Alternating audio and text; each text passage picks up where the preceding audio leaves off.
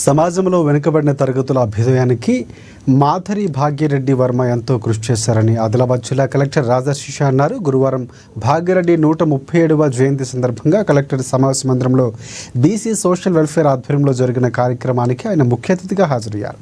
సమాజంలో సమాన హక్కుల కోసం జీవితాన్ని త్యాగం చేసిన మహానుభావుడు భాగ్యరెడ్డి వర్మ అని ఆయన తెలిపారు.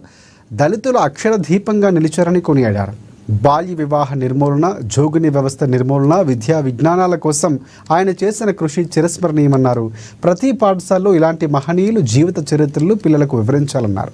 ఆయన ఆశయాలకు అనుగుణంగా ముందుకు సాగాలన్నారు కలెక్టర్ రాజశేష.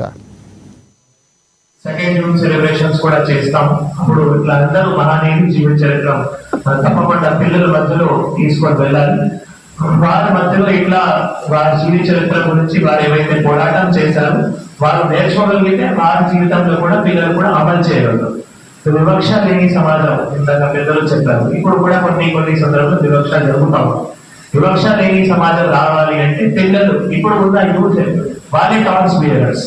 వాళ్ళ మధ్యలో ఇట్లా ఒక మైండ్ లో పోయింది అనుకోండి, అందరూ ఒక రకంగా ఉన్నారు, అందరూ ఒక రకంగా ఉన్నారు. ఎక్కడైనా జాతి గాని, కులం గాని, మతం గాని, దానికి సంబంధించిన ఏం భేదభావం ఎక్కడైనా జరగకూడదు, ఉండకూడదు. అట్లా యూత్ లో పిల్లలు ఇట్లా ఒకవేళ మైండ్ లో పోయింది అనుకోండి, వాళ్ళ మళ్ళీ టాప్స్ బియరర్స్ అవుతారు. మనం ఫ్యూచర్ లో వివక్ష లేని సమాజం తప్పకుండా సాధించగలుగుతాం.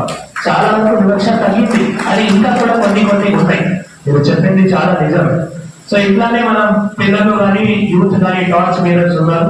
సో మన అడ్మినిస్ట్రేషన్ తరఫు నుంచి అధికారులు కూడా మనం ఎప్పుడైనా ఏమైనా కార్యక్రమం చేసినా అందరూ కులం, అందరూ మతం, అందరూ జాతికి ఒక్కసారి అంటే అందరిని కలిసి తీసుకొని వెళ్తేనే ఈ యొక్క వివక్ష లేని సమాజం మనం ఏర్పాట్లు చేయగలుగుతాం.